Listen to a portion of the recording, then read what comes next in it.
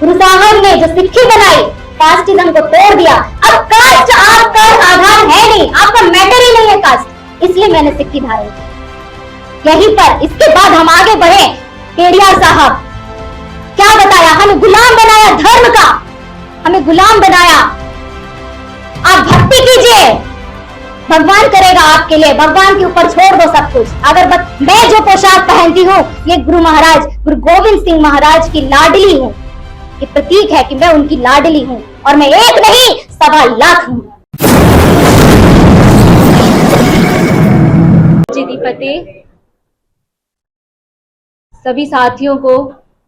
आज का दिन जो महापुरुष महामानव कांशीराम साहब जी के परिनिर्वाण दिवस पर हम सारे इकट्ठे हुए हैं उन्हें श्रद्धांजलि देने के लिए, और एक नई उम्मीद के साथ उनके मिशन को अंजाम देने का फैसला करके हम यहाँ आज जो उपस्थित हुए हैं, इसके लिए मैं आप सभी को अपनी तरफ से बहुत बहुत बधाइयां देती हूँ। साथियों, बहुजन द्रविड़ पार्टी के लिए हम आगे की कैसी रणनीति बनाएं, ये कार्यकारिणी समिति जो आज हमने यहाँ बुलाई हुई है, इसे हम आगे कैसे बढ़ाएं, इस पर हमारा आज का चिंतन होना है। द्रविड़ पार्टी द्रविड़ों के लिए, द्रविड़ कौन है, फर्स्ट तो हमें यही समझना पड़ेगा, क्या मैं द्रविड़ हूं? साथियों, भारत जो है ये द्रविड़ों का देश था। जब द्रविड़ हम गुलाम बने आर्यंस के आने की वजह से, उन्होंने अपनी जो नीतियां बनाई, उन नीतियों को तोड़ने के लिए समय समय पर महामानव हमारे देश में पैदा होते आए हैं। इसी में सिख गुरुओं में गुरु नानक साहब जी ने जो कदम रखा, द्रविड़ों को जो जातियों में बांटा गया, जाति के अनुसार उन्हें कर्म बांटे गए, उसी पर गुरु नानक साहब जी ने सारे द्रविड़ों को, जातियों को अलग हटाकर एक सिस्टम खड़ा किया, जिसे सिख का नाम दिया, सिखी का नाम दिया। हमारे महापुरुषों के आंदोलन, संघर्षकारी आंदोलन, उनके क्षेत्र में उनकी जातियों में दफन हो जाए, इसके लिए आर्यंस ने फिर षड्यंत्र किया। यही कारण है कि गुरु नानक साहब जी, कांशीराम साहब जी, हमारे पेरियार साहब, हमारे फूले साहब, माता सावित्री आज अपने क्षेत्रों में सीमित होकर रह गए। द्रविड़ों का ये जो संघर्ष है, इसे पूरे भारत में फैलाने के लिए आज बहुजन द्रविड़ पार्टी संघर्षरत है, प्रयासरत है बोलिए, या फिर वचनबद्ध है। इसके साथ हमें आगे काम करना है। जैसे जो क्रांति सिखों में गुरु नानक साहब जी ने किया, कास्ट, आज देश में हमें कास्ट का गुलाम बनाया गया, कास्ट सिस्टम का। आज लोग सोचते हैं कि हम अपनी जाति अगर त्याग देंगे तो हमें कास्ट सर्टिफिकेट नहीं मिलेगा, कास्ट सर्टिफिकेट नहीं मिलेगा तो आरक्षण नहीं मिलेगा, आरक्षण नहीं मिलेगा तो हमें नौकरी नहीं मिलेगी, स्कॉलरशिप मिलेगी नहीं मिलेगी। जबकि कॉन्स्टिट्यूशन में साफ साफ डॉक्टर बाबा साहब अम्बेडकर लिख कर गए हैं कि इस देश में जाति नहीं वर्ग व्यवस्था होगी। षड्यंत्रकारियों ने हमारे लिए सिस्टम बनाया क्या, जो वर्ग व्यवस्था होनी चाहिए, तो उस जाति व्यवस्था बनाए रखने के लिए कास्ट सर्टिफिकेट दिया इन्होंने, जो कि वास्तव में क्लास सर्टिफिकेट है, ताकि हम जाति छोड़ ना सके। सिख में गुरु साहब ने जो सिक्खी बनाई, कास्टिज्म को तोड़ दिया। अब कास्ट आपका आधार है नहीं, आपका मैटर ही नहीं है कास्ट, इसलिए मैंने सिक्खी धारण किया। अब आपका जो मेन उद्देश्य है आपकी जिंदगी का, वो है गुलामी से आजादी। हमारा उद्देश्य है राजशाही, कास्ट नहीं।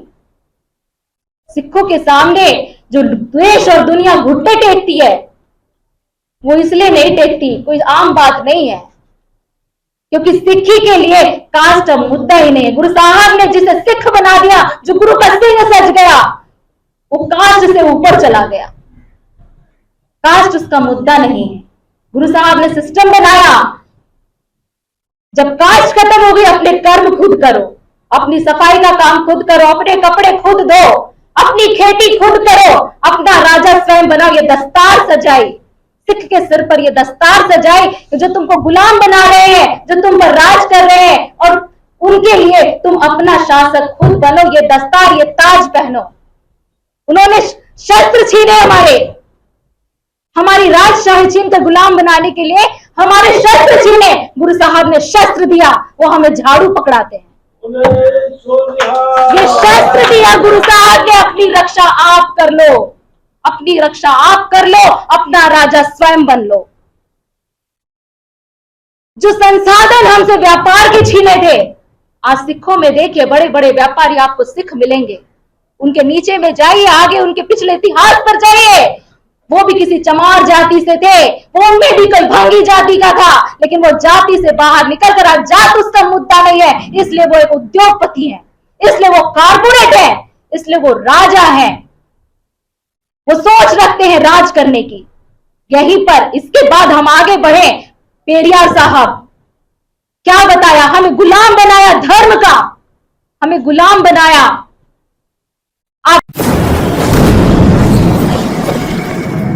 भक्ति कीजिए, भगवान करेगा आपके लिए, भगवान के ऊपर छोड़ दो सब कुछ, अगरबत्ती लगाते रहो, उस पे चढ़ावा चढ़ाते रहो। पेरियार साहब ने दिखाया, गाड़ियों में, गली नुक्कड़ों पर इन भगवानों को थप्पड़ मार मार के बताया, अरे जो खुद को नहीं बचा सकता वो तुम्हारे लिए क्या करेगा, वो तुम्हारी रक्षा क्या करेगा। उसके मंदिरों के अंदर मासूम बच्चियों के बलात्कार होते, उनकी चीखें उस भगवान को सुनाई नहीं देती। जब तुम घोड़ियों पर बैठते हो, तुम्हारे ऊपर नृशंस हत्या कर दी जाती है, वो भगवान तुम्हारे लिए आता नहीं, उसके ऊपर तुम चढ़ावा देने जा रहे हो, उसके ऊपर तुम अपना कर्ता धर्ता मनाने जा रहे हो। ये गुरु साहब ने दिया, गुरु साहब ने दिया, हमारे साहब मान्यवर पेरियार साहब ने दिया। थप्पड़ मार मार के हमें जगाने की कोशिश की कि आप जागो, ये खुद को नहीं बचा सकता, ये तुमको, तुम्हारी रक्षा क्या करेगा। इन्होंने गुलाम बनाया हमारी महिलाओं को। अपनी व्यवस्था को मजबूत करने के लिए सबसे मजबूत कड़ी जो इन्होंने बनाई, हमारी महिलाओं को गुलाम किया। कल जो हमारी महिलाओं को उठा कर ले जाते थे, वो किस प्रदेश से लाई गई है, किस क्षेत्र से वो महिला लाई गई है, इसकी पहचान रखने के लिए लोहे के कान में पहनाए गए, लोहे के हाथों में पहनाए गए, जंजीरें पैरों में पहनाई गई, नाकों में छेदा गया। हाँ, नाक में छेदा गया, ये फलानी उत्तर प्रदेश की है। हाँ, इसका कान छेदा गया, ये फलानी पंजाब की है।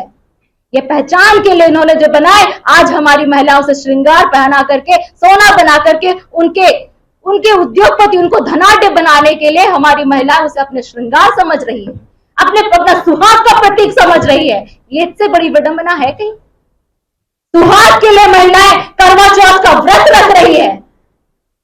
अभी भी महिलाओं को समझ में नहीं आ रहा है कि करवा चौथ, आज जिस चांद पर वैज्ञानिक पहुंच रहे हैं, उस चांद पे लोग वहां पर अपने मलमूत्र भी त्यागते होंगे, लेकिन महिलाएं उस चांद को देखकर अपने पति की रक्षा की उम्मीद कर रही है। ऐसी ऐसी धार्मिक विडंबनाओं से हमारे लोगों को बांधा गया है। हमें इससे मुक्ति होने की जरूरत, इससे मुक्त होने की जरूरत है। जब इस 16 श्रृंगार को त्याग कर महिलाएं मेरी तरह शस्त्रधारी बनेंगी, तो फिर किसी महिला को जंतर मंतर पर पहलवानी के लिए आंदोलन करना नहीं पड़ेगा। पहलवान हुई, वो महिलाएं पहलवान थी, लेकिन अपनी इज्जत नहीं बचा सकी। उसकी पहलवानी किस काम की? किस काम की है उस महिला की पहलवानी? उसने खेल बनाया अपनी पहलवानी को, जीविका चलाने के लिए, पैसा कमाने का साधन बनाया। वो महिला उस पहलवानी को अपनी रक्षा का साधन बनाती तो किसी बृजभूषण की औकात नहीं थी कि उसे छू भी लेता। ये गुरु साहब ने दिया। आज जो वस्त्र, ये जो पोशाक मैंने धारण की है खालसा की, गुरु साहब ये शक्ति देते हैं कि खालसा न महिला है न पुरुष, खालसा शूरवीर है। मैं जो पोशाक पहनती हूं, ये गुरु महाराज, गुरु गोविंद सिंह महाराज की लाडली हूं। ये प्रतीक है कि मैं उनकी लाडली हूं, और मैं एक नहीं 1.25 लाख हूं। मैं जो पोशाक पहनती हूं, मेरे पति भी यही पहनते हैं, मेरे बच्चे भी यही पहनते हैं। ये महिला और पुरुषों को समानता का दर्जा ये दिया गुरु साहब ने। इसके बाद हम आगे बढ़े अगर, तो कांशी बाबा साहब अंबेडकर, उनकी भी सोच क्या थी? राजशाही। ये लोग चाहते हैं कि हम धर्म में उलझे रहे, हम जातियों में उलझे रहे। क्यों भाई? ऊपर उठ जाओ। हमारे महापुरुषों ने हमें क्लास बेस के आधार पर इस संविधान को बनाया है, जाति पर नहीं बनाया है। जाति हमारा मुद्दा ही मत बनाइए, हमें जरूरत नहीं। वो दौड़ कर आएंगे, वो आएंगे हमें आरक्षण देने के लिए जब हम जाति की परवाह नहीं करेंगे। वो हमारे आगे हाथ टेकेंगे, आरक्षण ले लो, हमें वोट दे दो, क्योंकि उनको सत्ता चाहिए। ये सत्ता की लड़ाई है, ये आरक्षण का हमारा मुद्दा नहीं है। हम छोटी छोटी चीजों के लिए 1 रुपए किलो चावल पर हम जो जीने की उम्मीद रख रहे हैं, उनके आगे भीख मांगते हैं। प्रधानमंत्री आवास योजना, छत के लिए हम उनके आगे भीख मांगते हैं। जब हम उनके सामने भिखारी बनकर खड़े होंगे, फिर हम राजशाही के सपने देख सकते हैं क्या? जिसके लिए हम उनके आगे हाथ फैलाकर खड़े, अपना पेट पालने के लिए, अपने सर पर छत के लिए, तो क्या हम राजशाही के सपने? ये हास्यास्पद है। हमें जिस तरीके से हमारे गुरु साहब ने, हमारे देश के वीर पुरुषों ने, पेरियार का सपना वही था राजशाही का, बाबा साहब अंबेडकर का सपना वही था राजशाही का, गुरु नानक साहब जी का वही था, वहां से 10 गुरु तक गुरु गोविंद सिंह जी का सपना यही था राजशाही का। बिरसा मुंडा जी का सपना था कि हम राज करें। उस राज से हमारा ध्यान भटकाने के लिए इन्होंने ये सारे जो हथकंडे अपनाए हुए हैं, हमें इन्हें छोड़कर सिर्फ सत्ता की तरफ अपना ध्यान देना पड़ेगा, और इसके लिए हमें काम करना पड़ेगा। इनके 1 रुपए किलो चावल ये दौड़ कर आएंगे हमें देने के लिए, हमें मांगने जाने की जरूरत नहीं है। ये हमारा है, सब कुछ हमारा है। इतना मैं इस बात से लेकर कहती हूं कि 2004 से लेकर आज की तारीख तक इन संघर्षों पे मैंने जब से कदम रखा है, जब से मैंने अपने होशो आवाज संभाली है, मेरे परिवार को इस तरह से प्रताड़ित किया गया है। आप 1 मिनट के लिए, अभी बिजली चली गई थी, आप लोगों के लिए बैठना मुश्किल हो गया था। 2004 से आज तक लड़ाई लड़ने की वजह से मेरे घर में बिजली नहीं है, सरकारी बिजली नहीं है मेरे घर में। लेकिन बिजली कहां से लेनी है ये मुझे सोचना है। अगर मुझे अपनी जगह पर राज करना है तो मुझे उनके आगे भीख नहीं मांगनी है। 24 घंटे लाइट जलती है मेरे घर में, लेकिन मैं सरकार से बिजली की मोहताज नहीं। साथियों, 1 रुपए चावल राशन, इन्होंने सोचा इसकी नौकरी छीन लेंगे, ये लड़ेगी कैसे। मैं सरकारी नौकरी में थी, नर्स थी मैं, 2016 में मैंने रिजाइन किया। अगर नौकरी छीन ले तो ये लड़ेगी कैसे। नौकरी छीनने के बाद वो मुझे कितना देते, ज्यादा से ज्यादा मैं नौकरी में कितना कमा लेती। कमाने के बाद आखिरी मेरी पेंशन 7-8 लाख। आज फिर भी मैं अपने बच्चों को पढ़ा रही हूं, मेरा परिवार खुशहाली से चल रहा है, क्योंकि मैं हिम्मत के साथ लड़ रही हूं। मैं खड़ी हूं दम पर, और ये सरकार को मैं दिखाती हूं। नवीन जिंदल जो हमारे यहाँ सारा सरकार ने उसके हाथ में हमारे सारे गांव, सारी तहसीलें बेच दी है उस कारपोरेट के हाथ में। मेरा अकेला परिवार है जो खड़ा है, डटा हुआ है कि चाहे जो हो जाए। वीडियो बाड़ी ना बिक सकता है ना झुक सकता है। अगर होगा तो वीडियो बाड़ी सिर्फ फतेह करेगा। साथियों, ये हमारे गुरुओं की शिक्षा है।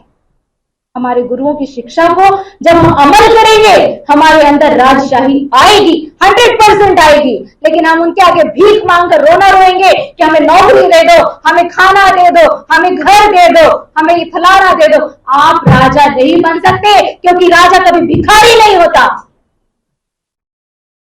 इन्हीं बातों के साथ में भारतीय द्रविड़ पार्टी, बहुजन द्रविड़ पार्टी को मैं अपनी सारी शुभकामनाओं के साथ में, हमारे जो नेशनल प्रेसिडेंट हैं जीवनमाला साहब जी, हमारे अशोक जी जो प्रवक्ता हैं हमारे नेशनल, और तीरथ साहब जी, और भी बहुत सारे लोग हैं, सावित्री जी, सीता जी, आप मैडम, सारे लोग जो आए, जिन्होंने इतनी जुझारूता से लोगों का उत्साह को बढ़ाया है, इन सबको मैं फिर अपनी शुभकामनाएं देती हूँ। वाहिगुरु जी का खालसा, वाहिगुरु जी की फतेह। We can create even casteless society only by becoming rulers of India.